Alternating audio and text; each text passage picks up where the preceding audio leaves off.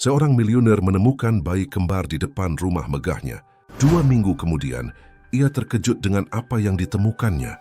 Jika cerita ini menarik bagimu, jangan lupa untuk berlangganan saluran kami dan beritahu kami dari kota mana kamu menyaksikannya. Kita lanjutkan. Hujan mengguyur kaca jendela besar di kediaman mewah Budi Susanto. Pengusaha kaya raya itu memandang tetes hujan yang mengalir di kaca dengan tatapan kosong, sementara pikirannya menelaah akuisisi terbaru dari kerajaan bisnisnya. Di usia 45 tahun, Budi telah membangun sebuah imperium bisnis dari nol, hanya berdasarkan keputusan rasional dan strategis.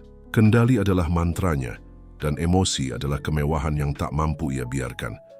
Suara bel pintu utama bergema di kesunyian malam, menyadarkan Budi dari lamunannya. Ia mengerutkan dahi, merasa heran. Ia tidak mengharapkan tamu pada jam seperti ini, terlebih dengan cuaca buruk seperti ini. Dengan langkah tegas, ia berjalan menuju pintu masuk, siap menghadapi situasi apapun. Ketika membuka pintu, angin dingin dan hujan menerpa wajahnya. Tapi bukan itu yang membuatnya terkejut. Di sana, di ambang pintu kediamannya, tergeletak sebuah keranjang bayi yang tertutup selimut basah. Budi terpaku sejenak, tak mampu memproses apa yang dilihatnya. Dengan tangan gemetar, ia menyingkap selimut itu, menampakkan 2 wajah mungil yang tertidur lelap. 2 bayi, identik seperti 2 tetes air, tidur dengan nyenyak tanpa peduli badai yang mengamuk di sekitar mereka. Budi merasa dunia berhenti berputar sejenak. Siapa yang bisa meninggalkan anak-anak ini di pintunya? Dan mengapa? Tanpa berpikir 2 kali, ia mengambil keranjang itu dan membawanya masuk ke dalam rumah, menutup pintu di belakangnya. Bayi-bayi itu bergerak gelisah, tapi tidak terbangun. Budi mengamati mereka, merasakan campuran kebingungan dan sesuatu lain yang tak bisa ia identifikasi. Belas kasihan, kelembutan, emosi yang telah lama ia kubur di lubuk hati terdalamnya. Apa yang harus kulakukan dengan kalian? Gumamnya, lebih kepada dirinya sendiri daripada kepada si kecil yang masih tertidur. Pada saat itu, ponselnya bergetar di saku. Itu adalah pesan dari Ratna Wulandari, asisten pribadinya. Pak Budi, maaf mengganggu Anda di jam segini. Saya ingin mengkonfirmasi pertemuan besok dengan investor dari Tiongkok. Apakah Anda memerlukan persiapan tambahan? Budi menatap layar dan kemudian bayi-bayi itu. Dunianya yang teratur dan terkendali baru saja diguncang hingga ke fondasinya. Dengan jari gemetar ia menjawab, "Ratna, saya perlu kamu datang ke rumah. Sekarang, ini darurat." Sambil menunggu kedatangan asistennya, Budi tidak bisa menahan diri untuk tidak mengingat masa lalu. Mengingat seorang anak lain sendirian dan ketakutan ditinggalkan di tangga sebuah panti asuhan. Mengingat janji yang ia buat kepada dirinya sendiri untuk tidak pernah bergantung pada siapapun, untuk tidak pernah membiarkan emosi mengaburkan penilaiannya. Dan sekarang, 2 makhluk kecil yang tak berdaya ini mengancam akan meruntuhkan semua pertahanan yang telah ia bangun selama bertahun-tahun. Bel berbunyi lagi, menyadarkan Budi dari ingatannya. Ratna telah tiba. Ketika membuka pintu, ekspresi terkejut di wajah asistennya tak bisa disembunyikan. "Pak Budi, apa?" Ia mulai berkata tapi berhenti ketika melihat keranjang dengan bayi-bayi di dalamnya. "Ratna, saya butuh bantuanmu," kata Budi, dengan suara yang tidak ia kenali sebagai miliknya sendiri. "Saya tidak tahu harus berbuat apa." Sementara Ratna masuk ke dalam rumah, menutup payung basahnya. Budi menyadari bahwa ia akan segera menghadapi tantangan terbesar dalam hidupnya. Tantangan yang tidak bisa dipersiapkan oleh strategi bisnis manapun. Pagi berikutnya menyingsing kelabu dan lembab, seolah langit memantulkan kebingungan yang berkecamuk dalam pikiran Budi Susanto. Duduk di ruang kerjanya, dengan secangkir kopi yang tak tersentuh di hadapannya, ia mengamati Ratna yang dengan lembut menggendong salah satu bayi sementara yang lain tidur dengan nyenyak di keranjangnya. "Pak Budi," Ratna memulai dengan suara lembut namun tegas, "kita harus mengambil keputusan. Kita tidak bisa terus menyimpan anak-anak ini di sini tanpa rencana." Budi mengusap wajahnya, merasakan beratnya 1 malam tanpa tidur. "Saya tahu, Ratna. Tapi apa yang harus saya lakukan? Saya tidak bisa begitu saja menyingkirkan mereka. Tidak ada yang menyarankan itu, Pak, jawab Ratna, menatapnya dengan campuran pengertian dan ketegasan. Tapi kita punya pilihan. Kita bisa menghubungi dinas sosial, mencari lembaga adopsi. Budi berdiri dengan tiba-tiba mendekati jendela. Penyebutan dinas sosial telah membangkitkan kenangan yang ia lebih suka tetap terkubur. Tidak, katanya dengan tegas. Saya tidak akan mengirim mereka ke sistem yang... Ia berhenti, sadar bahwa ia hampir mengungkapkan lebih dari yang ia inginkan. Ratna menatapnya dengan penuh rasa ingin tahu, tapi tidak memaksa. Sebaliknya, ia mendekati Budi dengan bayi dalam gendongannya. Pak Budi, bolehkah saya jujur dengan Anda? Budi mengangguk, berterima kasih atas kejujuran asistennya. Saya rasa anak-anak ini ada di sini karena suatu alasan. Mungkin inilah saatnya Anda mempertimbangkan perspektif yang berbeda dalam hidup Anda. Budi menatap bayi yang digendong Ratna. Mata si kecil terbuka, menatapnya dengan kepolosan yang membuatnya benar-benar tak berdaya. Ratna, saya tidak tahu bagaimana menjadi ayah. Hidup saya, pekerjaan saya, tidak ada tempat untuk ini. Dengan segala hormat, Pak, jawab Ratna dengan senyuman, saya rasa Anda meremehkan diri sendiri. Saya telah melihat Anda memimpin sebuah imperium. Siapa bilang Anda tidak bisa membesarkan 2 anak? Budi secara naluriah mengulurkan tangannya, dan Ratna menyerahkan bayi itu kepadanya. Ketika menggendongnya, ia merasakan kehangatan yang sudah lama tidak ia rasakan. Baiklah, akhirnya ia berkata, suaranya nyaris berbisik. Kita akan merawat mereka untuk sementara, sampai kita menemukan solusi yang tepat. Ratna mengangguk, tapi Budi bisa melihat kilatan persetujuan di matanya. Keputusan yang sangat baik, Pak Budi. Sekarang, jika Anda mengizinkan saya menyarankan, saya rasa hal pertama yang kita butuhkan adalah membeli beberapa barang penting. Popok, susu, formula, pakaian. Budi berkedip, terkejut oleh kenyataan situasi ini. Tentu saja, urus itu, Ratna. Dan batalkan semua pertemuan saya hari ini. Kita punya banyak hal yang harus dilakukan. Sementara Ratna keluar dari ruang kerja untuk mengatur semua yang diperlukan, Budi tetap menatap bayi dalam gendongannya. Untuk pertama kalinya dalam bertahun-tahun, ia merasa sedang kehilangan kendali atas hidupnya yang terstruktur dengan rapi. Dan, mengejutkannya, ia tidak merasa keberatan sebanyak yang ia duga. Minggu-minggu berikutnya adalah pusaran aktivitas. Rumah Budi, yang sebelumnya menjadi tempat perlindungan dari ketertiban dan ketenangan, kini dipenuhi tangisan bayi, botol susu di tengah malam, dan penggantian popok. Budi, yang terbiasa mendelegasikan tugas, kini menemukan dirinya belajar melakukan hal-hal yang tidak pernah ia bayangkan sebelumnya. Suatu malam saat mencoba menenangkan salah satu bayi kembar, Budi terkejut mendapati dirinya menyenandungkan sebuah lagu pengantar tidur yang ia kira telah ia lupakan. Sebuah melodi yang dulu dinyanyikan ibunya sebelum meninggalkannya. Kenangan itu, alih-alih membuatnya sedih, justru memenuhinya dengan tekad yang baru.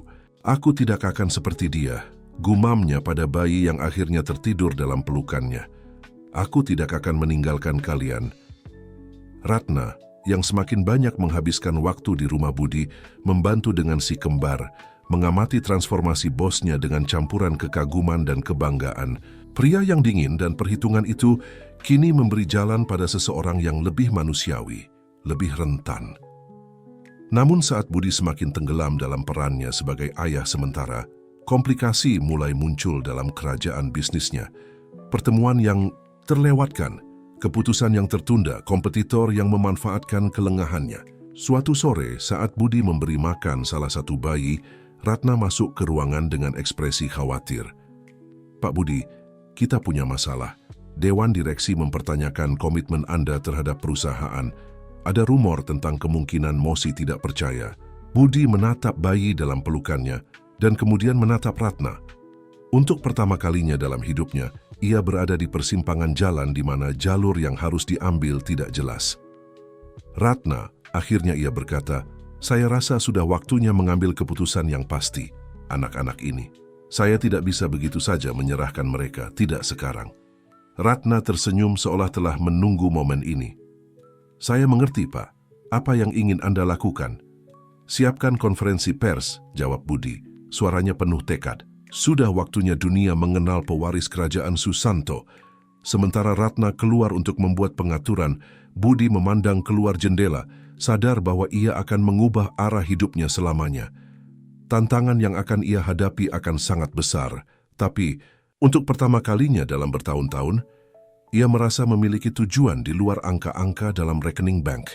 Yang tidak Budi ketahui adalah bahwa keputusannya untuk mengadopsi si kembar akan memicu serangkaian peristiwa yang akan menguji bukan hanya kemampuannya sebagai ayah, tetapi juga kecerdasannya sebagai pengusaha dan kekuatannya sebagai manusia. Jalan di depannya penuh dengan kejutan tak terduga, rahasia yang harus diungkap, dan konspirasi yang akan mengancam semua yang telah ia bangun. Tapi untuk saat ini, sambil menggendong bayi di lengannya, Budi Susanto merasa, untuk pertama kalinya dalam waktu yang lama, benar-benar hidup. Bulan-bulan berlalu dengan cepat bagi Budi Susanto. Adopsi si kembar, yang telah ia beri nama Arya dan Bayu, telah menjadi berita tahun ini di dunia bisnis.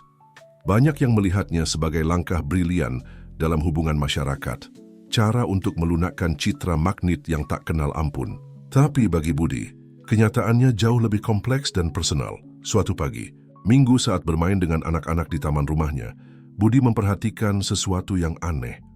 Arya, selalu yang paling gelisah di antara keduanya, tampak terpesona dengan sebuah jam saku tua yang Budi simpan sebagai kenangan dari ayah biologisnya. Si kecil menatapnya dengan intensitas yang tidak biasa untuk anak seusianya. "Kamu suka itu, jagoan?" tanya Budi mendekati anaknya. Arya mengoceh sesuatu yang tidak dapat dimengerti dan kemudian mengejutkan Budi, mengucapkan dengan jelas, "Kakek." Budi terpaku. Bagaimana mungkin Arya mengenal kata itu? Dan lebih mengejutkan lagi, bagaimana ia bisa mengaitkannya dengan sebuah benda yang dimiliki oleh seorang pria yang telah meninggal jauh sebelum si kembar lahir. Malam itu, sementara anak-anak tidur, Budi menemukan dirinya meneliti dengan obsesif sedikit barang-barang yang dibawa si kembar ketika mereka datang ke hidupnya. Ia mencari petunjuk, koneksi yang bisa menjelaskan perilaku aneh Arya. Kemudian ia melihatnya. Di sudut selimut yang menutupi keranjang bayi malam hujan itu, tersulam dengan benang emas adalah inisial SH. Inisial yang sama dengan ayahnya, Surya Husodo. Penemuan itu membuat Budi tercekat. Mungkinkah si kembar memiliki hubungan dengan keluarga biologisnya? Atau apakah itu hanya kebetulan yang rumit? Bertekad untuk menyelidiki masalah ini, Budi memanggil Ratna untuk rapat darurat di kantornya. "Saya perlu kamu menyelidiki semua yang bisa kamu temukan tentang asal-usul si kembar," katanya, menunjukkan inisial di selimut. "Ada sesuatu di sini yang tidak cocok, Ratna, dan saya punya firasat bahwa ini hanya puncak gunung es." Ratna mengangguk, tapi Budi melihat kilatan keresahan di matanya. "Ada masalah, Ratna?" tanya Budi, penasaran dengan reaksi asistennya. "Tidak, Pak, hanya saja..." Ratna ragu sejenak sebelum melanjutkan. "Apakah Anda yakin ingin mengungkit masalah ini? Terkadang, masa lalu lebih baik dibiarkan di tempatnya." Kata-kata Ratna bergema di pikiran Budi. Apa yang ia ketahui yang tidak Budi ketahui? "Ratna, jika kamu tahu sesuatu, saya perlu kamu mengatakannya sekarang," desak Budi. Suaranya mencampurkan otoritas dengan sentuhan permohonan. Ratna menarik napas dalam-dalam sebelum berbicara. "Pak Budi, ada sesuatu yang harus saya akui. Malam, ketika si kembar datang, bukan kebetulan saya bisa datang dengan sangat cepat." Budi merasa tanah bergerak di bawah kakinya. "Apa maksudmu?" Saya tahu bahwa anak-anak itu akan ditinggalkan di pintu Anda. Sebenarnya saya membantu mengkoordinasikan semuanya." Pengakuan itu jatuh seperti bom di ruangan. Budi menjatuhkan diri ke kursinya, berusaha memproses informasi. "Kenapa, Ratna? Kenapa kamu melakukan hal seperti itu?" Mata Ratna dipenuhi air mata tertahan karena seseorang menghubungi saya. Seseorang yang mengaku mengenal masa lalu Anda, Pak Budi. seseorang yang menegaskan bahwa anak-anak ini adalah keponakan Anda. Budi merasa dunia berputar di sekitarnya. Keponakan? Tapi dia tidak punya saudara kecuali ayahku, gumam Budi. Kamu bilang ayahku punya anak lain. Ratna mengangguk perlahan. Wajahnya adalah campuran rasa bersalah dan kekhawatiran. Menurut informasi yang saya terima, ayah Anda, Surya Husodo, menjalin hubungan bertahun-tahun setelah meninggalkan ibu Anda. Dari hubungan itu lahir si kembar, seorang anak laki-laki dan perempuan. Si anak perempuan adalah ibu biologis Arya dan Bayu. Budi berdiri dengan tiba-tiba, tidak mampu menahan badai emosi yang menguasainya. Ia berjalan ke jendela, pikirannya berusaha dengan putus asa untuk memasang potongan-potongan teka-teki yang tak terduga ini. Kenapa? Akhirnya ia bertanya, suaranya hampir berbisik. Kenapa mengatur semua ini? Kenapa tidak langsung memberitahuku? Ratna mendekati dengan hati-hati, seolah takut akan reaksi Budi. Orang yang menghubungi saya mengatakan bahwa itu adalah satu-satunya cara untuk melindungi anak-anak, bahwa ada bahaya, dan hanya Anda yang bisa menjaga mereka tetap aman. Budi berbalik dengan cepat, matanya menyala dengan campuran rasa sakit dan tekad. Siapa Ratna? Siapa yang menghubungimu? Saya tidak tahu, Pak. Semua komunikasi bersifat anonim. Tapi, Ratna ragu sebentar sebelum melanjutkan. Saya rasa mungkin berhubungan dengan beberapa rival bisnis Anda. Pikiran Budi mulai bekerja dengan kecepatan penuh. Rival bisnis, apa hubungan mereka dengan semua ini? Kecuali jika kerajaan ayahku, gumam Budi, kepingan-kepingan mulai terpasang perlahan. Selalu saya pikir saya membangunnya dari nol, tapi bagaimana jika ada lebih banyak? Bagaimana jika ada bagian dari warisannya yang tidak saya ketahui? Ratna mengangguk perlahan. Itu akan menjelaskan mengapa beberapa pesaing Anda tampaknya sangat tertarik untuk menggoyahkan Anda akhir-akhir ini. Mungkin mereka takut bahwa dengan membesarkan si kembar, Anda akan menemukan rahasia yang bisa mengancam posisi mereka. Budi menjatuhkan diri kembali ke kursinya, kewalahan oleh implikasi dari semua yang baru saja ia temukan. Hidupnya, yang ia yakini telah ia kendalikan, sedang hancur di depan matanya. Dan di tengah-tengah semuanya adalah Arya dan Bayu, dua anak yang tidak bersalah terjebak dalam jaring rahasia dan konspirasi. Ratna, akhirnya ia berkata, suaranya mendapatkan kembali sebagian ketegasannya. Aku perlu kamu menyelidiki semuanya. Setiap detail tentang ayahku, tentang hubungan yang diduga itu, tentang ibu si kembar. Jangan biarkan batu sekecil apapun tidak tersentuh. Tentu saja, Pak. Tapi apa yang akan Anda lakukan? Budi melihat ke arah pintu yang mengarah ke lorong, di mana ia bisa mendengar dengkuran halus si kembar di kamar sebelah. Saya akan melindungi keluarga saya, jawabnya dengan tegas. Dan saya akan menemukan kebenaran, tidak peduli siapa yang harus saya hadapi dalam prosesnya.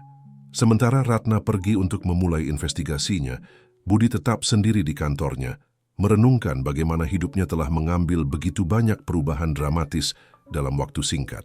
Beberapa bulan yang lalu, ia adalah seorang pria kesepian yang hanya fokus pada bisnis.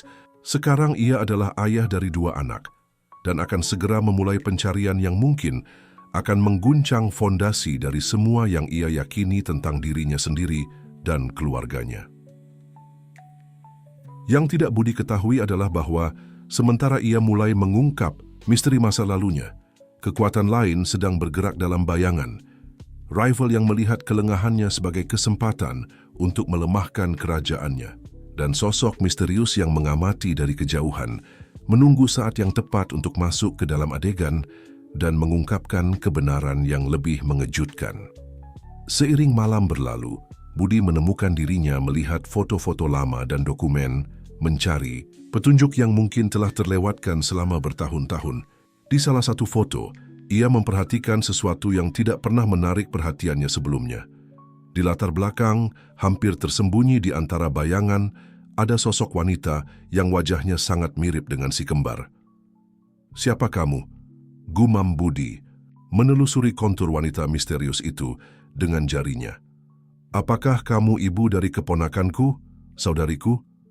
Dengan setiap pertanyaan tanpa jawaban, Budi merasa ia semakin masuk ke dalam labirin rahasia keluarga dan korporasi. Tapi satu hal yang jelas, ia tidak akan berhenti sampai menemukan kebenaran. Tidak peduli seberapa menyakitkan kebenaran itu nantinya. Minggu-minggu berikutnya adalah pusaran aktivitas bagi Budi Susanto. Di satu sisi, ia melanjutkan tanggung jawabnya sebagai CEO kerajaan bisnisnya, mempertahankan fasad normalitas di hadapan dunia luar. Di sisi lain, ia mendedikasikan setiap momen waktu luangnya untuk penyelidikan tentang masa lalu keluarganya dan asal-usul si kembar dengan bantuan tak kenal lelah dari Ratna. Suatu sore, saat memeriksa beberapa dokumen di kantornya, Budi menerima panggilan telepon yang membekukan darahnya. "Pak Budi," kata suara yang disamarkan di ujung telepon, "saya harap Anda menikmati peran Anda sebagai ayah. Akan sangat disayangkan jika terjadi sesuatu pada anak-anak yang menggemaskan itu. Bukan?" Budi berdiri dengan tiba-tiba, jantungnya berdebar kencang. "Siapa Anda? Apa yang Anda inginkan?" "Siapa saya tidak penting," jawab suara itu. "Yang penting adalah apa yang akan Anda lakukan. Hentikan penyelidikan Anda, Pak Budi. Beberapa kebenaran lebih baik dibiarkan terkubur." Sebelum Budi bisa menjawab, telepon terputus. Dengan tangan gemetar ia menelepon Ratna. "Ratna, saya perlu kamu datang ke kantor sekarang juga, dan tolong pastikan anak-anak aman di rumah." Ketika Ratna tiba, Budi menceritakan tentang telepon yang mengancam. Ekspresi asistennya berubah dari syok menjadi tekad. "Pak, saya rasa sudah waktunya mempertimbangkan tindakan keamanan tambahan," saran Ratna. "Bukan hanya untuk anak-anak, tapi juga untuk Anda." Budi mengangguk, pikirannya bekerja dengan kecepatan penuh. "Kamu benar, tapi ini juga memastikan bahwa kita sedang menyelidiki sesuatu yang besar, Ratna. Seseorang cukup takut untuk menggunakan ancaman." Saat mereka mendiskusikan tindakan yang harus diambil, telepon Budi berdering lagi. Kali ini, itu adalah nomor yang ia kenal, Hendra Wijaya, rival terbesarnya di dunia bisnis. "Budi, teman lama," suara Hendra terdengar riang, tetapi Budi bisa mendeteksi nada kepalsuan. "Aku dengar kamu telah mengajukan pertanyaan menarik akhir-akhir ini. Mengapa kita tidak bertemu untuk memperbarui informasi?" Budi bertukar pandang dengan Ratna sebelum menjawab. "Tentu saja, Hendra. Bagaimana kalau besok di klub?" Setelah menutup telepon, Ratna mengungkapkan kekhawatirannya.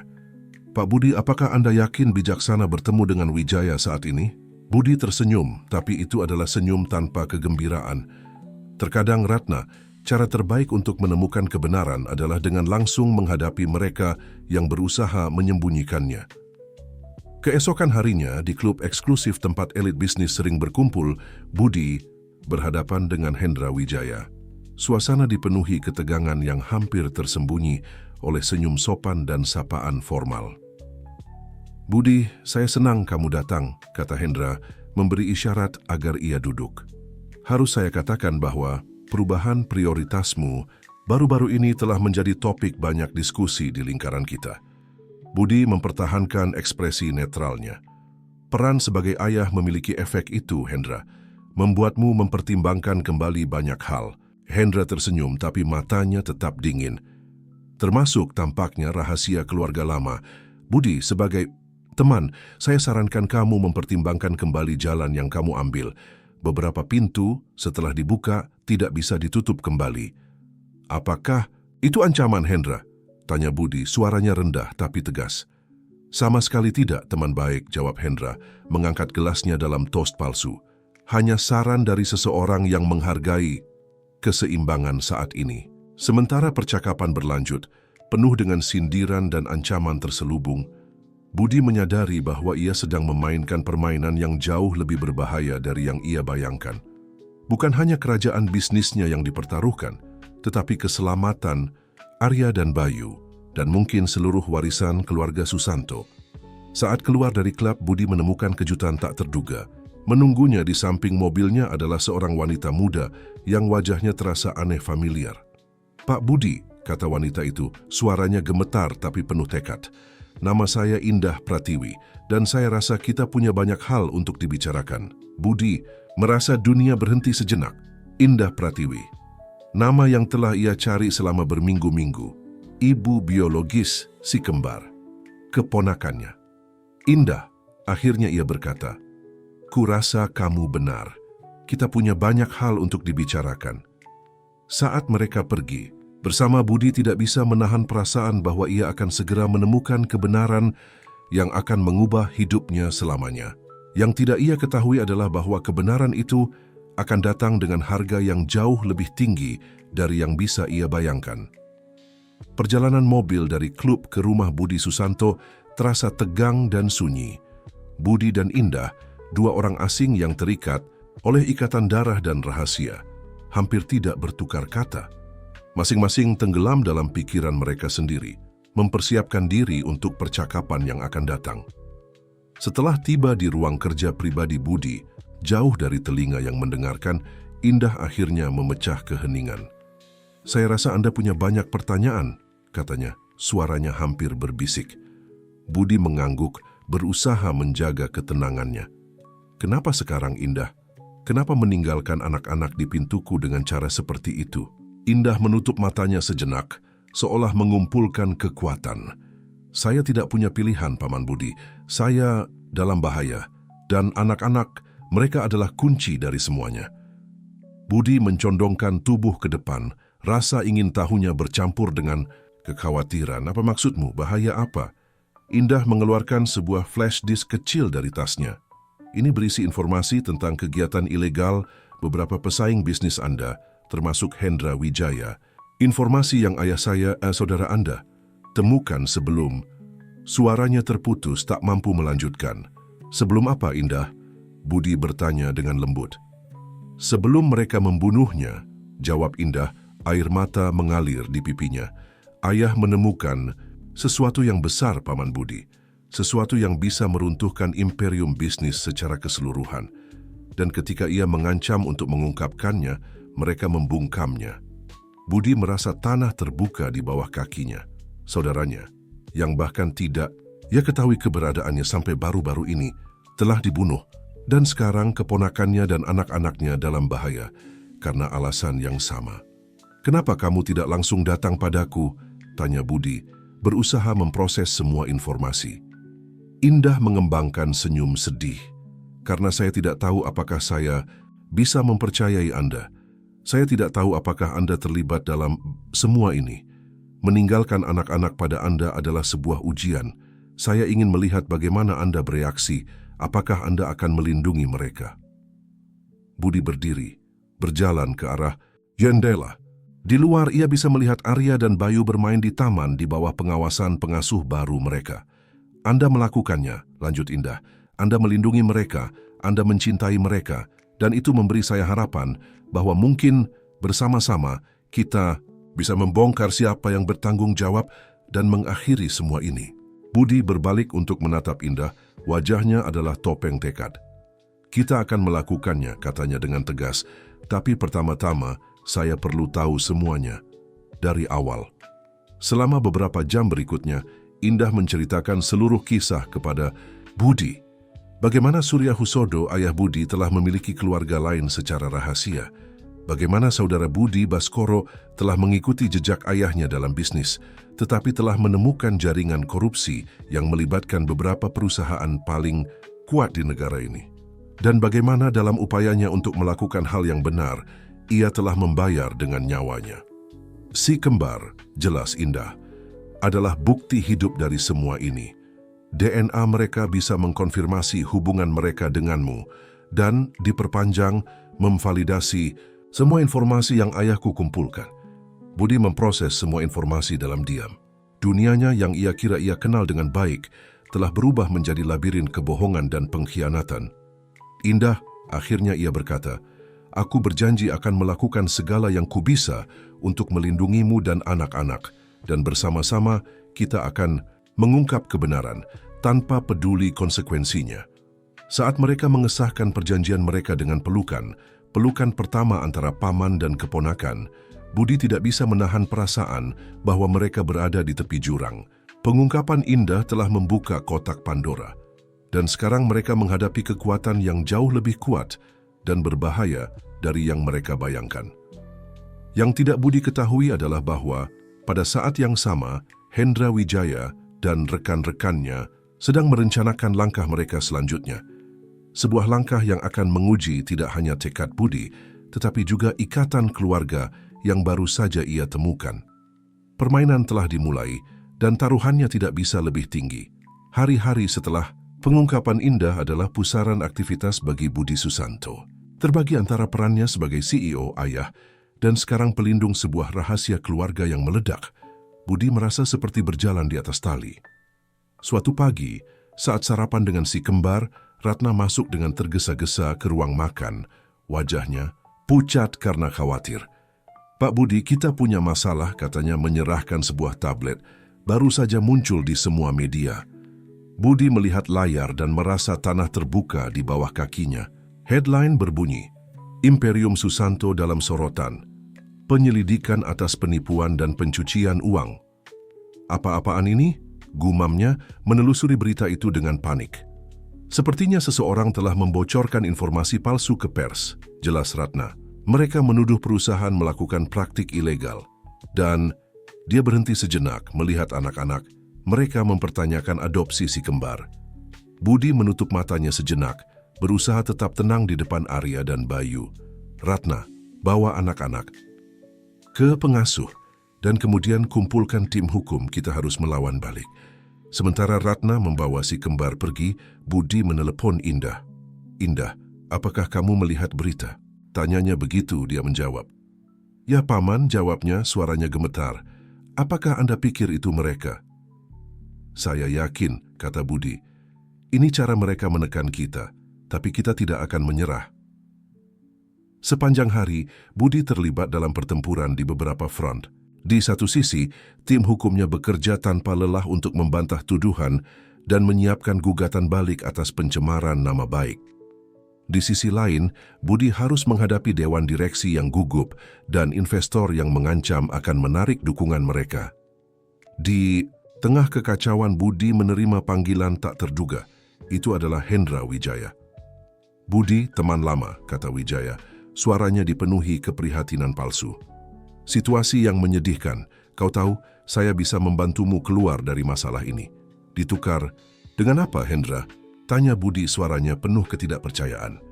"Oh, tidak rumit. Saya hanya perlu kau menyerahkan informasi tertentu yang aku yakin kau miliki. Dan tentu saja kau berhenti mengusik urusan yang bukan urusanmu." Budi menggenggam telepon dengan erat. "Pergilah ke neraka, Hendra." "Tsk, tsk. Sayang sekali, saya berharap kau lebih masuk akal." "Yah, kurasa kita harus melakukan ini dengan cara yang keras." Telepon terputus, meninggalkan Budi dengan perasaan gelisah. Ia tahu Wijaya tidak akan berhenti sampai mendapatkan informasi yang diwariskan Indah dari ayahnya. Malam itu, saat Budi memeriksa dokumen di ruang kerjanya, ia mendengar suara dari kamar si kembar. Awalnya ia berpikir itu adalah pengasuh, tetapi insting keenam membuatnya berlari ke sana. Saat membuka pintu, ia berhadapan dengan seorang pria berpakaian hitam yang menggendong Bayu. Arya menangis di tempat tidurnya. "Jangan bergerak, Pak Budi," perintah penyusup itu. "Kecuali Anda ingin sesuatu terjadi pada si kecil." Budi mengangkat tangannya, pikirannya bekerja dengan kecepatan penuh. "Apa maumu?" tanyanya, berusaha tetap tenang. "Anda sudah tahu informasinya. Anda punya 24 jam untuk menyerahkannya, atau lain kali kami akan membawa keduanya." Pada saat itu terdengar suara pukulan keras dan penyusup itu jatuh ke lantai. Di belakangnya berdiri Ratna, memegang guci pecah. "Saya rasa kita harus menelepon polisi, Pak Budi," kata Ratna, mengambil Bayu dalam pelukannya. Budi mengangguk, memeluk Arya dan Indah. "Sudah waktunya kita semua bersama. Ini bukan lagi perang bisnis. Ini adalah perang untuk keluarga kita." Sementara sirin polisi mendekat, Budi menatap anak-anaknya dan Ratna. Ia tahu 24 jam ke depan akan sangat kritis. Mereka harus bertindak cepat dan tegas jika ingin mengakhiri mimpi buruk ini sekali dan untuk selamanya. Yang tidak Budi ketahui adalah bahwa upaya penculikan itu hanyalah permulaan. Hendra Wijaya dan sekutunya sedang mempersiapkan serangan utama yang akan mengancam tidak hanya Imperium Susanto, tetapi juga kehidupan Budi sendiri dan keluarga yang baru ditemukannya. Rumah Budi telah berubah menjadi benteng. Petugas keamanan berpatroli di perimeter, jendela-jendela diperkuat, dan sistem pengawasan canggih telah dipasang. Di ruang kerja Budi, yang kini telah berubah menjadi pusat operasi darurat, terasa tenang yang menegangkan. Budi, Indah, Ratna, dan sekelompok kecil penasihat terpercaya berkumpul mengelilingi meja besar, mempelajari dokumen dan menyusun strategi. Kita harus mendahului Wijaya, kata Budi, suaranya penuh tekad. Kita tidak bisa terus bertahan. Indah mengangguk, memberikan sebuah folder kepadanya. Saya rasa saya menemukan sesuatu, Paman. Di antara dokumen ayah saya, ada bukti serangkaian transaksi mencurigakan yang terkait dengan perusahaan bayangan, Wijaya. Budi mempelajari dokumen-dokumen itu, matanya bersinar dengan campuran ketakjuban dan kemarahan. Ini besar, Indah.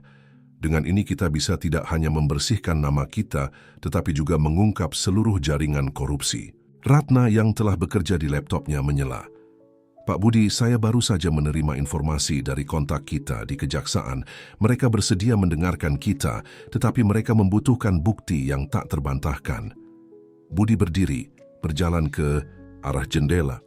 Ia bisa melihat Arya dan Bayu bermain di taman dilindungi oleh 2 pengawal. Gambaran anak-anaknya memberinya kekuatan yang ia butuhkan. Baik, kalau begitu kita akan memberi mereka bukti, katanya, berbalik ke arah kelompok. Tapi kita akan melakukannya dengan gaya. Ratna, hubungi semua media penting. Indah, siapkan dosie dengan semua informasi yang kita miliki. Dan kau, Sia, menunjuk salah satu penasihat hukumnya. Siapkan gugatan resmi terhadap Wijaya dan rekan-rekannya. Anda yakin tentang ini, Pak Budi? Tanya Ratna. Ini langkah yang berisiko. Budi tersenyum, tetapi itu adalah senyum tanpa humor. Terkadang, Ratna, pertahanan terbaik adalah serangan yang baik. Wijaya ingin perang, kita akan beri dia perang. Selama beberapa jam berikutnya, rumah Budi berubah menjadi pusat aktivitas yang sibuk. Sementara tim bekerja tanpa lelah, Budi menerima panggilan tak terduga. Itu adalah mentor lamanya, Gunawan Salim, seorang pengusaha terkemuka yang telah pensiun bertahun-tahun yang lalu. Budi, nak, suara Gunawan terdengar khawatir. Aku sudah mengikuti berita. Masalah apa yang kau alami?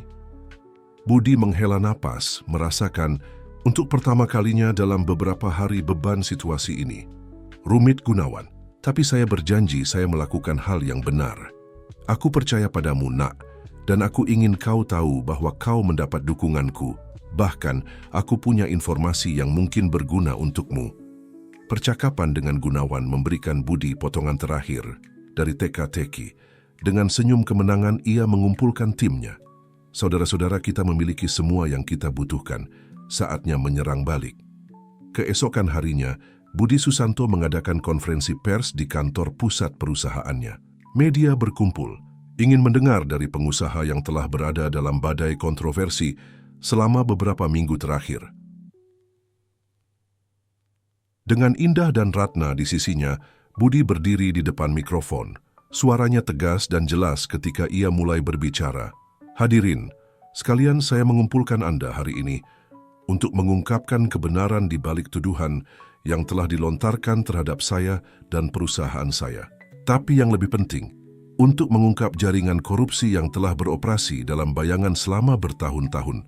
Sementara Budi berbicara, di layar besar di belakangnya mulai muncul dokumen, grafik, dan foto yang mendukung setiap klaimnya. Pengungkapan itu meledak. Suap, pencucian uang, intimidasi, dan bahkan bukti konspirasi untuk membunuh saudara Budi. Hendra Wijaya dan rekan-rekannya, lanjut Budi, telah mencoba membungkam kami, telah mengancam keluarga saya, dan telah mencoba menghancurkan semua yang telah kami bangun. Tapi hari ini, di sini dan sekarang, saya katakan kepada mereka, sudah cukup. Pada saat itu, pintu auditorium terbuka dengan keras. Hendra Wijaya, diapit oleh pengawal, masuk dengan marah. Ini fitnah. Susanto, teriaknya. Saya akan menuntutmu atas pencemaran nama baik. Budi tersenyum, senyum yang membuat Wijaya berhenti. Sayangnya kau terlambat, Hendra.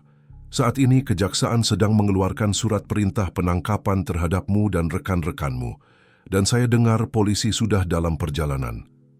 Kekacauan melanda ruangan, kilatan kamera, teriakan wartawan, dan suara sirine yang mendekat. Di tengah semua itu, Budi tetap tegak, matanya terpaku pada Wijaya. Sudah berakhir, Hendra. Kebenaran selalu terungkap. Sementara polisi masuk dan memborgol, Wijaya Budi merasakan tangan di bahunya. Itu adalah Indah dengan air mata di matanya. Kita berhasil, Paman, ayah akan bangga. Budi memeluk keponakannya, merasakan untuk pertama kalinya dalam berminggu-minggu bahwa mereka bisa bernapas lega, tapi ia tahu ini baru permulaan. Mereka memiliki banyak yang harus dibangun kembali dan dipulihkan. Yang tidak Budi ketahui adalah bahwa sementara mereka merayakan kemenangan ini, ancaman baru sedang berkembang. Ancaman yang akan menguji bukan hanya kerajaan bisnisnya, tetapi fondasi keluarganya yang baru ditemukan. Bulan-bulan setelah kejatuhan Hendra Wijaya adalah pusaran aktivitas bagi Budi Susanto dan keluarganya. Pengungkapan jaringan korupsi telah mengguncang dunia bisnis hingga ke pondasinya. Dan Budi menemukan dirinya berada di pusat badai media dan hukum.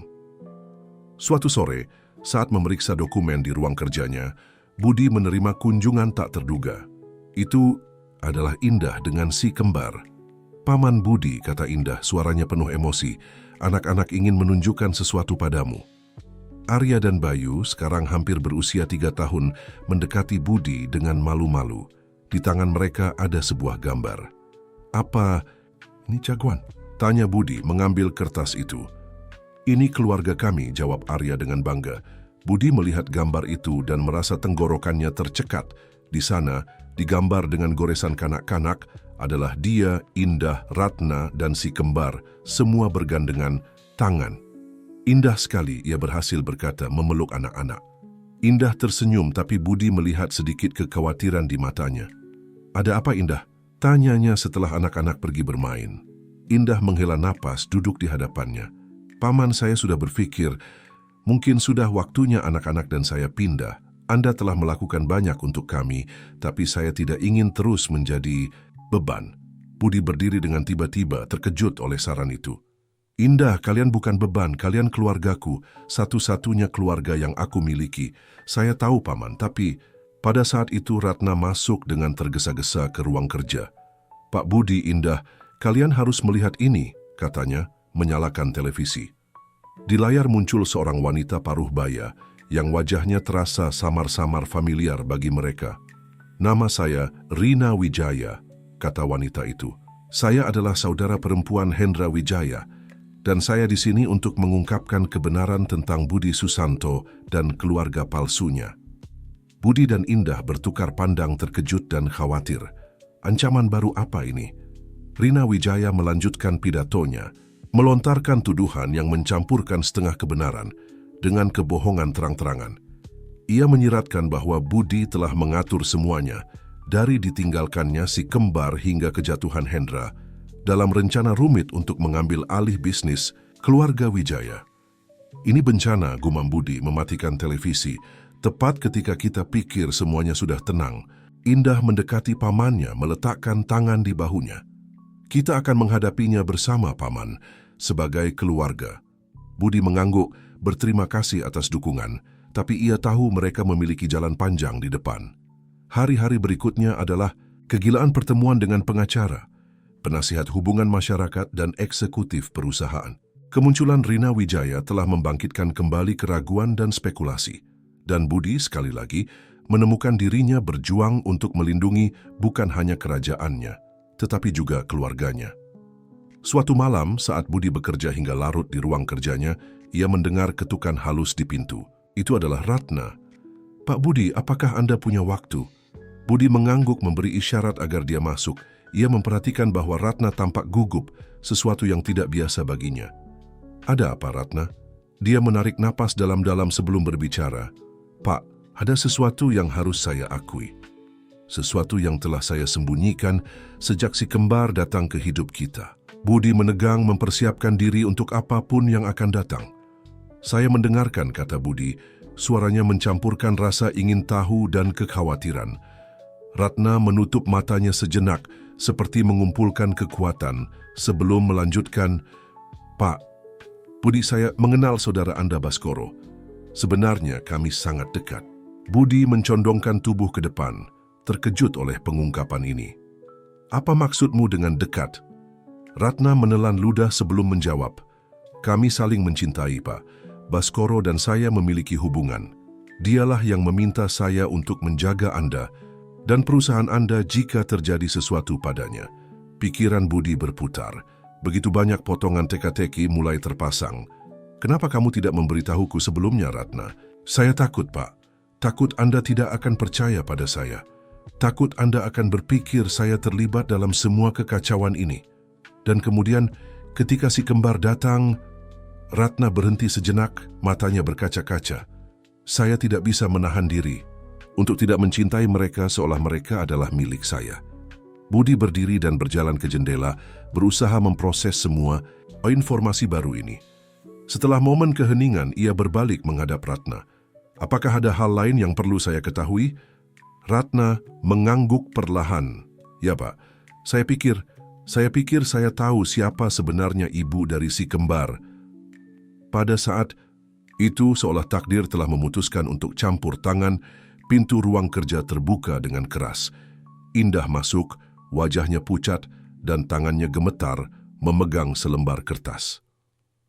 "Paman Budi, Ratna, saya baru saja menerima hasil tes DNA yang saya pesan secara rahasia." Budi dan Indah bertukar pandangan terkejut. "Tes apa?" tanya Budi. Indah menarik napas dalam-dalam sebelum menjawab. "Saya ingin memastikan, Paman. Saya ingin tahu apakah saya benar-benar siapa yang saya pikir."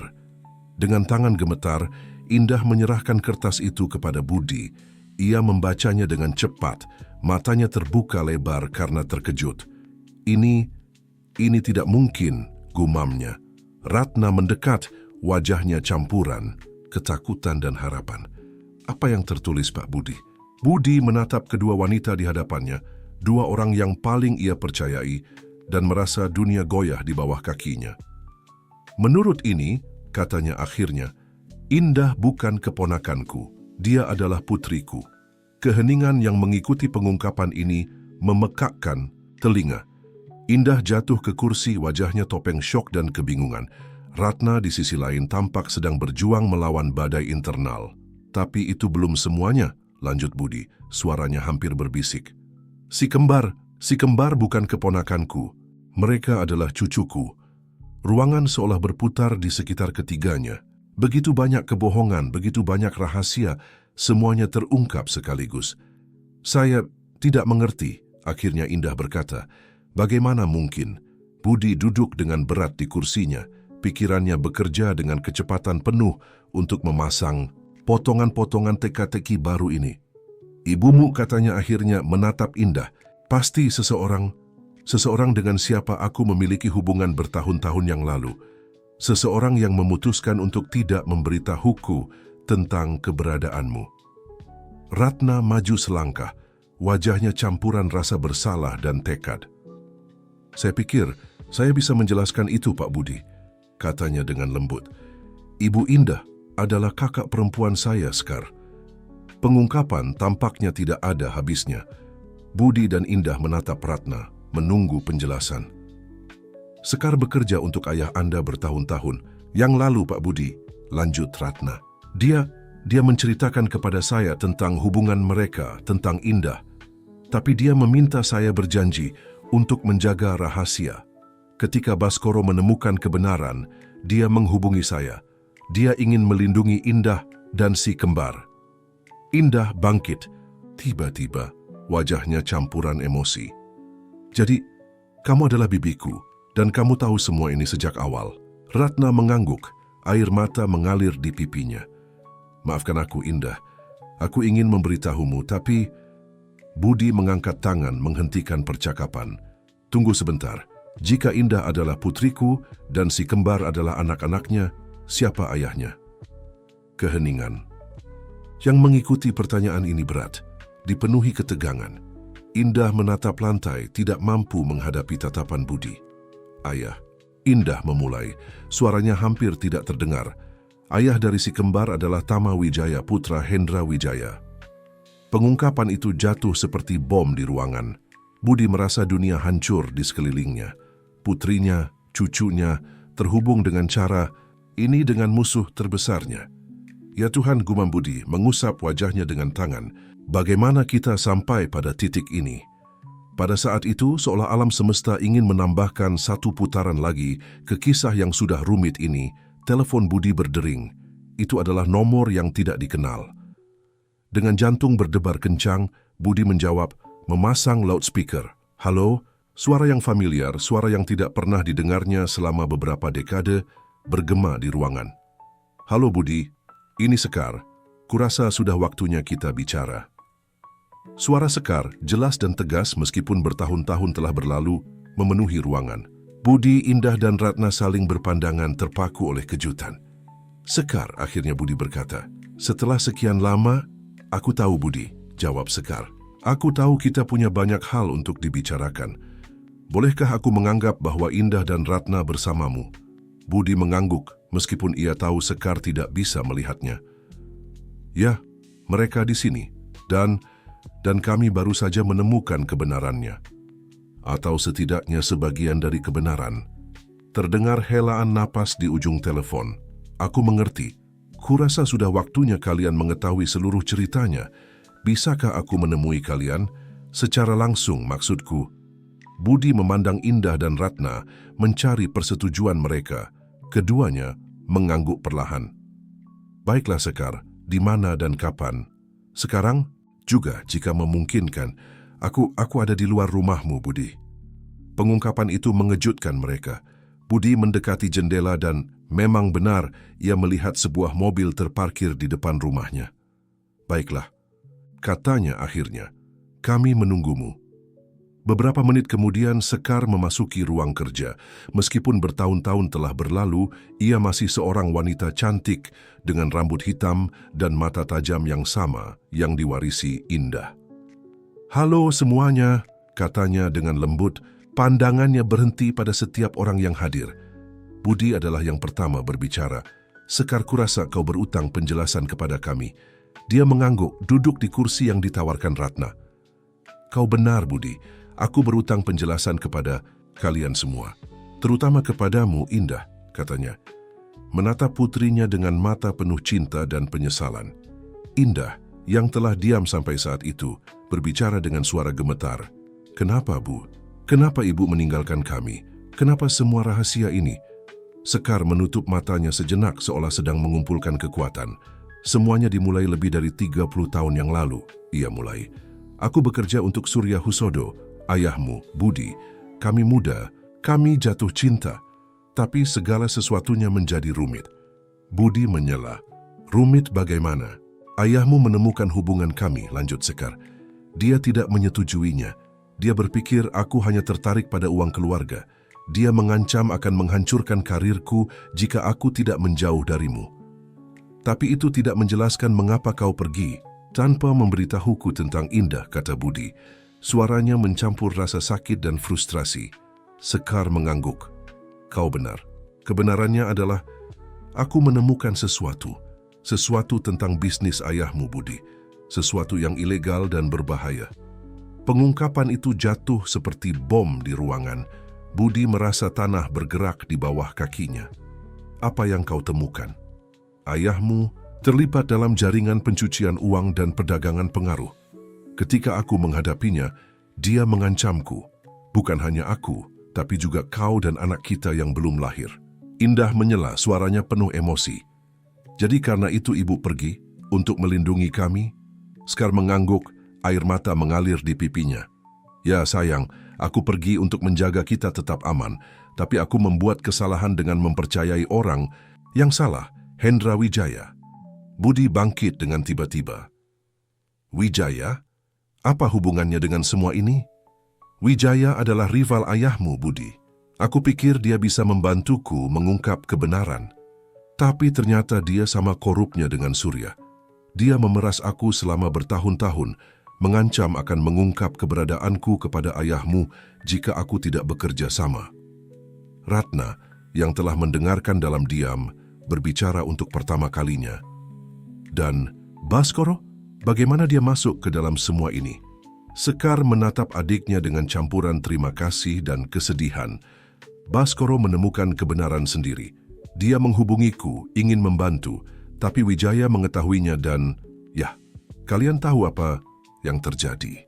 Keheningan yang mengikuti terasa berat, dipenuhi emosi tertahan dan kebenaran menyakitkan. Akhirnya Indah berbicara, suaranya hampir berbisik. Dan Tama, apakah dia tahu? Sekar menggelengkan kepalanya. Tidak, sayang. Tama tidak tahu apa-apa tentang ini. Dia benar-benar mencintaimu. Budi yang telah memproses semua informasi ini mendekati Sekar. Kenapa sekarang, Sekar? Kenapa kau memutuskan untuk datang sekarang dan menceritakan semua ini? Sekar menatapnya langsung ke mata. Karena Wijaya tidak lagi memiliki kekuatan. Atasku berkat kau, Budi. Dan karena sudah waktunya keluarga kita bersatu. Sudah waktunya untuk menyembuhkan. Budi melihat sekelilingnya, kepada Indah, putrinya, kepada Ratna, yang telah menjadi pendukungnya yang tak tergoyahkan selama bertahun-tahun, dan kepada Sekar, wanita yang tidak pernah berhenti ia cintai. Ia merasakan campuran emosi, sakit karena tahun-tahun yang hilang, marah karena kebohongan, tetapi juga harapan untuk masa depan. Kau benar, katanya akhirnya, sudah waktunya untuk menyembuhkan, tapi juga sudah waktunya untuk menegakkan keadilan. Pada saat itu, seolah takdir ingin menguji kesatuan keluarga mereka yang baru terbentuk, telepon Budi berdering. Itu adalah kepala keamanannya. Pak Budi, kita punya masalah. Rina Wijaya ada di berita. Dia mengancam akan mengungkapkan informasi tentang si kembar. Dia mengatakan memiliki bukti bahwa mereka adalah ahli waris sah dari kekayaan Wijaya. Budi menatap keluarganya yang berkumpul untuk pertama kalinya setelah bertahun-tahun rahasia dan kebohongan. Sepertinya pertempuran kita belum berakhir, katanya dengan tekad. Tapi kali ini kita akan menghadapinya bersama. Sementara kelompok itu bersiap untuk tantangan baru ini, Budi tidak bisa menahan diri untuk tidak memikirkan putaran tak terduga yang telah diambil oleh hidupnya. Dari seorang magnet yang kesepian menjadi kepala keluarga yang rumit tetapi bersatu. Ia tahu jalan di depan mereka tidak akan mudah, tetapi untuk pertama kalinya dalam waktu yang lama, ia merasa benar-benar hidup. Yang tidak Budi ketahui adalah bahwa tantangan terbesar masih akan datang. Tantangan yang akan menguji bukan hanya kerajaan bisnisnya, tetapi fondasi keluarganya yang baru ditemukan. Hari-hari setelah pengungkapan Sekar adalah badai emosi dan aktivitas bagi keluarga Susanto. Sementara mereka mengatasi perasaan mereka sendiri dan berusaha membangun kembali ikatan yang telah lama rusak, mereka juga harus menghadapi ancaman eksternal yang ditimbulkan oleh Rina Wijaya. Suatu pagi, saat sarapan bersama, sebuah rutinitas baru yang sedang mereka pelajari untuk dinikmati, Budi menerima panggilan mendesak dari tim hukumnya. "Pak Budi," kata suara di ujung telepon, "Rina Wijaya telah mengajukan gugatan formal. Dia menuntut hak asuh si kembar dan bagian signifikan dari saham perusahaan Susanto atas nama Tama." Budi merasa dunia berhenti sejenak. Ia melihat sekelilingnya, kepada Indah yang bermain dengan si kembar, kepada Sekar dan Ratna yang berbicara dengan suara rendah. Keluarganya, segalanya baginya. "Saya mengerti," akhirnya ia menjawab. "Siapkan semuanya. Saya tidak akan membiarkan mereka mengambil apa yang menjadi milik kita." Setelah menutup telepon, Budi mengumpulkan semua orang di ruang kerjanya. Ia menjelaskan situasinya. Melihat wajah mereka berubah dari terkejut menjadi takut dan akhirnya menjadi tekad. "Aku tidak akan membiarkan mereka memisahkan kita," kata Indah, memeluk Arya dan Bayu dengan protektif. Anak-anak ini adalah Susanto, bukan Wijaya. Sekar maju selangkah, wajahnya topeng tekad. "Budi, kupikir sudah waktunya menggunakan informasi yang telah kusimpan selama bertahun-tahun. Aku punya bukti kegiatan ilegal keluarga Wijaya, termasuk Rina. Tapi itu bisa berbahaya," Ratna menyela. "Jika kita mengungkap itu, siapa tahu bagaimana mereka akan bereaksi." Budi mengangguk, mempertimbangkan semua pilihan. "Kau benar, Ratna, tapi mungkin Mungkin sudah waktunya mengakhiri semua ini sekali dan untuk selamanya, kata Budi. Suaranya penuh tekad. Tidak ada lagi rahasia, tidak ada lagi ancaman dalam bayangan. Sudah waktunya kebenaran terungkap. Indah mendekati ayahnya, meletakkan tangan di bahunya. Aku bersamamu, ayah. Mari kita lakukan apapun yang diperlukan untuk melindungi keluarga kita. Budi menatap putrinya, merasakan campuran kebanggaan dan ketakutan. Ia tahu bahwa apa yang akan mereka lakukan bisa mengubah segalanya. Tetapi ia juga tahu bahwa tidak ada jalan kembali. Baik, akhirnya ia berkata, Sekar, siapkan semua informasi yang kau miliki. Ratna, hubungi tim hukum dan hubungan masyarakat kita. Indah, aku ingin kau bertanggung jawab atas keamanan anak-anak. Kita tidak tahu bagaimana reaksi keluarga Wijaya ketika semua ini terungkap. Sementara semua bergerak, Budi mendekati jendela ruang kerjanya. Di luar, langit menggelap menandakan badai yang akan datang. Itu adalah refleksi sempurna dari apa yang akan terjadi. Hari-hari berikutnya adalah kegilaan aktivitas. Tim hukum Susanto bekerja siang dan malam, menyiapkan pertahanan mereka terhadap gugatan Rina Wijaya, sementara secara bersamaan mengatur serangan balik berdasarkan informasi yang diberikan oleh Sekar. Suatu malam, saat mereka meninjau detail, terakhir strategi mereka, Ratna masuk dengan tergesa-gesa ke ruang kerja. Budi, kau harus melihat ini, katanya, menyalakan televisi. Di layar muncul Rina Wijaya, wajahnya topeng keprihatinan palsu. Dan karena itulah saya terpaksa mengambil tindakan ini, dia sedang berkata. Si kembar adalah bagian dari keluarga Wijaya, dan mereka berhak mengetahui warisan sejati mereka. Budi Susanto telah menjaga mereka jauh dari keluarga sejati mereka terlalu lama. Budi mematikan televisi, wajahnya campuran kemarahan dan tekad. Sudah, cukup, katanya. Sudah waktunya melawan balik. Keesokan harinya, Budi Susanto mengadakan konferensi pers. Dengan keluarganya di sisinya, ia berdiri di depan wartawan dan kamera. Selamat sore semuanya, ia mulai. Saya di sini hari ini untuk berbicara tentang kebenaran. Kebenaran yang telah tersembunyi terlalu lama. Selama 1 jam berikutnya, Budi, dengan bantuan Sekar dan tim hukumnya, mengungkapkan seluruh cerita. Ia berbicara tentang kegiatan ilegal Surya Husodo dan bagaimana keluarga Wijaya telah melanjutkan praktik-praktik tersebut. Ia mengungkapkan bagaimana Sekar telah diancam dan dipaksa bersembunyi, dan bagaimana Baskoro telah dibunuh karena mencoba mengungkap kebenaran. Si kembar Arya dan Bayu adalah cucuku, kata Budi, suaranya penuh emosi. Mereka adalah hasil dari cinta antara putriku Indah dan Tama Wijaya yang tidak mengetahui kegiatan ilegal keluarganya. Anak-anak ini bukan hadiah yang bisa dituntut. Mereka adalah manusia yang berhak tumbuh dalam lingkungan penuh cinta dan kejujuran. Sementara Budi berbicara, di layar besar di belakangnya ditampilkan dokumen, foto, dan rekaman yang mendukung setiap klaimnya. Itu adalah pengungkapan lengkap dan menghancurkan tentang korupsi yang telah merusak kedua keluarga selama beberapa dekade. Hari ini saya tidak hanya berjuang untuk keluarga saya, lanjut Budi. Saya berjuang untuk kebenaran, untuk keadilan, dan untuk masa depan di mana anak-anak kita dapat tumbuh tanpa beban rahasia dan kebohongan orang tua mereka. Konferensi pers itu menyebabkan gempa media. Dalam beberapa jam, media sosial meledak, program berita menghentikan siaran reguler mereka, dan saham perusahaan Wijaya anjlok. Malam itu, saat keluarga Susanto berkumpul di rumah, menunggu dampak dari langkah berani mereka menerima panggilan telepon yang tak terduga.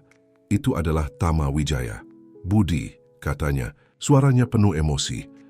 Saya baru saja melihat konferensi pers. Saya tidak punya ide tentang semua ini. Saya tahu, Tama, jawab Budi dengan lembut. Dan saya minta maaf, saya tahu ini pasti sulit bagimu. Ada momen keheningan sebelum Tama berbicara lagi. Saya ingin bertemu anak-anak saya, Budi, dan Indah, jika dia mengizinkan. Budi menatap Indah yang telah mendengarkan percakapan. Dia mengangguk perlahan. Saya rasa itu bisa diatur, Tama, kata Budi. Sudah waktunya semua kebenaran terungkap. Saat menutup telepon, Budi merasakan campuran lega dan kekhawatiran. Ia tahu yang tersulit masih akan datang.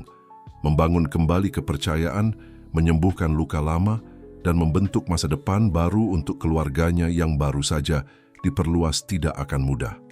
Tapi saat ia melihat sekelilingnya, kepada Sekar, Ratna, Indah dan si kembar, Budi tahu bahwa itu sepadan untuk diperjuangkan. Untuk pertama kalinya dalam waktu yang lama, ia merasakan harapan. Harapan yang lahir bukan dari kekuasaan atau uang, tetapi dari cinta dan kebenaran. Yang tidak Budi ketahui adalah bahwa badai ini, meskipun ganas, hanyalah pendahuluan dari kedamaian yang telah ia rindukan sepanjang hidupnya. Kedamaian yang akhirnya dalam jangkauannya, jika ia memiliki kekuatan untuk memegangnya.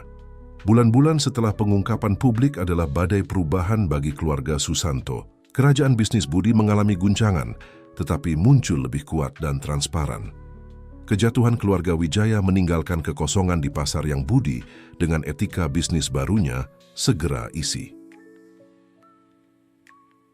Tapi perubahan yang paling signifikan terjadi di dalam keluarga. Tama Wijaya, yang dibebaskan dari keterlibatan apapun dalam kegiatan ilegal keluarganya, telah menjadi kehadiran yang konstan dalam kehidupan si kembar.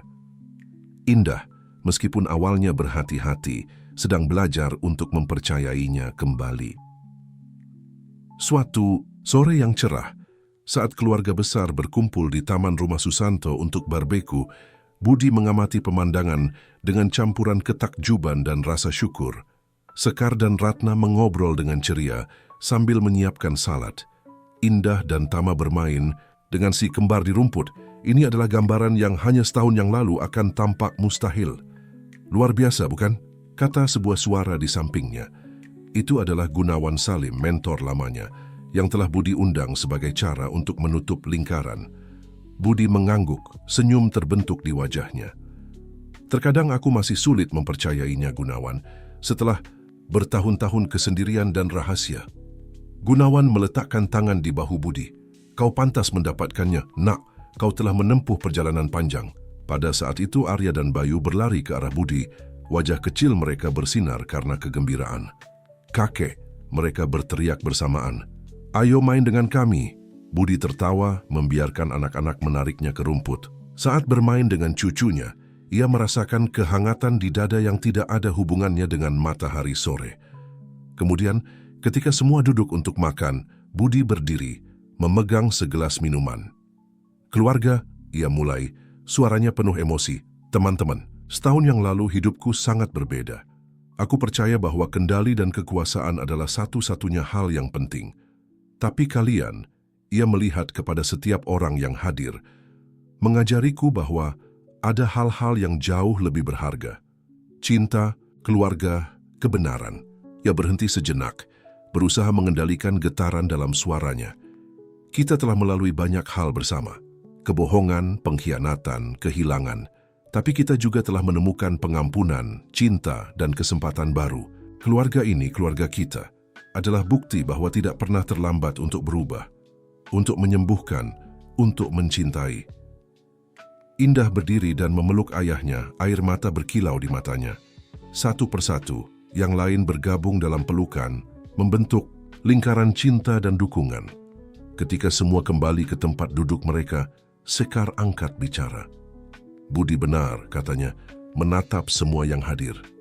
Kita telah menempuh perjalanan panjang, tapi aku percaya yang terbaik masih akan datang. Karena sekarang akhirnya kita bersama, tanpa rahasia, tanpa ketakutan. Tama mengangguk, menggenggam tangan Indah.